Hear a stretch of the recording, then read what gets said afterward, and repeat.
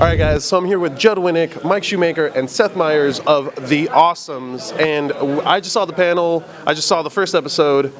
Wow, really, really awesome. You can tell that you guys love comic books, and just I appreciate it. I very appreciate it. Thank you very much. We do love comic books. Yeah, and, it's all born out of comic books. Like all of those characters have they relate to somewhere in DC, Marvel, or somewhere else. When that's what we're excited about. I will say this is why Judd Winick was essential to our process. Is loving comics and knowing how to write comics are two very different things.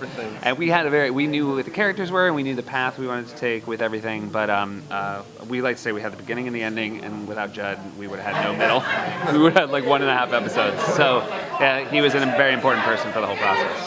So. Working with these guys, I mean, was it easy seeing that they knew what they were talking about, the characters that they wanted to portray? I mean, was it just filling in the blanks for them, or was it a little bit of work? I mean, we'll start at the top that between the two of them, this is like a master's class in comedy. That's awesome. You know, and I'm not kissing butt. This is absolutely the truth. They had a very, very, very clear vision of the show, but it was sort of figuring out how we want to tell the story. And also, I mean, something actually we haven't talked about at all through any of this is that this is kind of a different animated program. Usually animated programs are just, they're standalones. Every single episode, one story, beginning, middle, and end. The Awesomes is a series-long arc. It's serialized. Every episode ends with a cliffhanger. One bleeds into another. There's a big A storyline that carries through the whole season, and there's a B storyline. And it was all these things. They knew exactly what they wanted, but it was just sort of figuring out, you know, as I've joked to them, my 10,000 hours was like making up comic book arcs. You know, constantly like, okay, that to that to that. And now we got 8 issues. Now we're good to go. And so it was just a matter of just figuring that out. How we want to tell those stories. And that's where Hulu was the perfect place for it. Is like when we spoke to other networks about this over the years, they were far more interested in the standalone stories, the independent episodes. You didn't have to watch the one before it or after it. But again, because of the love of comic books, I think the joy for us was always going to the comic book store, getting the next part of the story. And so, you know, we tried that, and that'll be an interesting part of this experiment to see if people are drawn to that sort of storytelling. I can dig it. As a huge fan of comic books, seeing those characters and what you guys are doing with them, like Frantic, he just looks like he's Impulse if he got crystal meth, and he just got crazy with it, and, you know, Muscle Man, and that's just a great rip on those characters. I mean, is there anyone in particular that we haven't seen yet you guys want to maybe rip on? I'm a huge Hawkeye fan, and everyone gives me crap for it, and I would love to see you guys do something like that. We have a character named Birdmaster you're probably going to enjoy. Okay. I'll just leave it at that. Birdmaster. Yeah, Birdmaster. keep an eye out. That sounds awesome. You'll be able to recognize him. Sounds good. Yeah. What kind of stories did you guys look back on to get inspiration? Like, I can obviously, it's Superman, it's the Justice League to a certain extent, you know, Hall of Justice and whatnot. But You know, a lot of when we started it was when Jeff Johns was doing Justice Society, and what that had was like different generations kind of together, which is what brought us to Gadget Gal, because she was a rejuvenated hero. So you had someone who was old, you had some legacy heroes, like someone who was like the son of somebody, and then really new people, and that helped dictate the range of characters for me. And, you know, I always I think it's always fun. You want to see the start of something when you tell a story, and after, I guess it was after Legends when that Justice League started, the Booster Gold, Blue Beetle, that was such a fun team to me, which had that sense of the interpersonal relationships of teams. That's, I think, why we wanted to do a team superhero show as opposed to a solitary hero. Them interacting with each other is where we found it the most interesting. So. I feel like a lot of the greater stories is when it's the interpersonal relationships, especially with superheroes, because they're so jaded on everything else. But it's nice to hear that that's going to be coming along.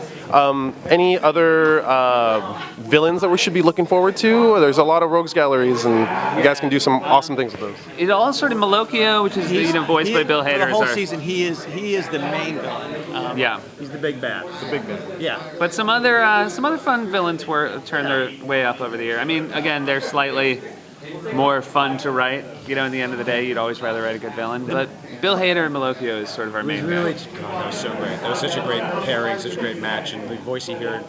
I mean, the voice that I heard in my head is actually how it came out. They said Bill Hader's going to do it because I sound Italian. And it's like, oh my God, that's exactly like it. can do it. Yeah.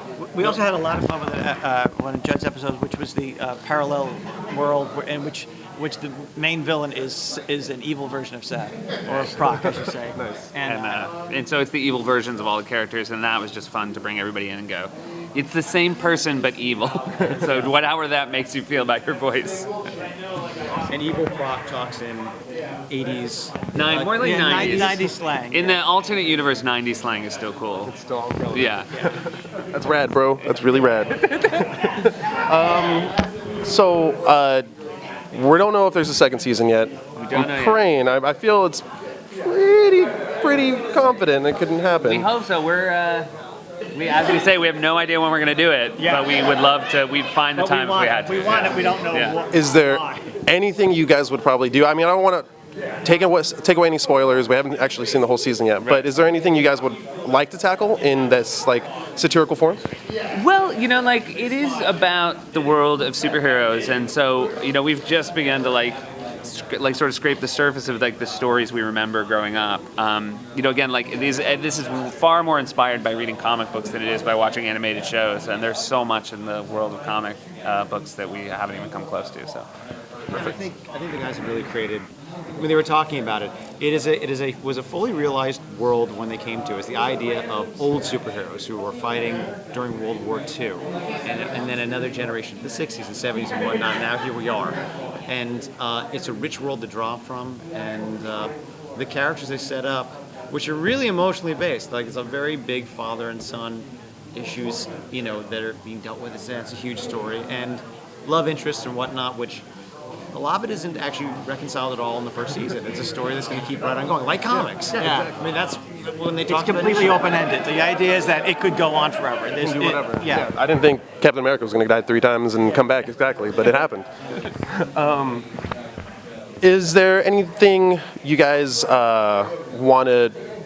Anything happening in current day comics? Like, I can go on for days on all the things that piss me off. Is there anything that you guys feel you want to kind of make fun of, try to get these companies to stop doing, stop restarting your universe? I mean, there will never be some sort of giant crossover event where you're going to have to watch 8 other animated shows to know what's going on. We're going to try very hard not to make sure that happens. You just HBO. said it, but I do hope that none of our characters die and come back more than once. Yeah.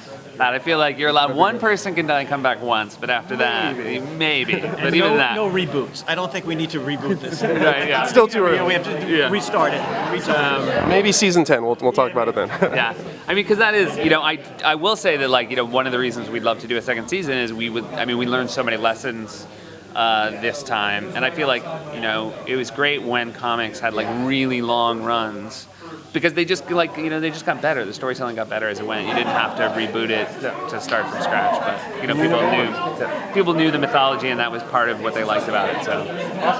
Well, to close out, we usually ask everyone a couple questions. I'm going to ask you guys one. It's a loaded question, I'll be honest. What's your favorite comic book? Like, number 1. Currently Currently or ever? Go ever. Say ever. Ever.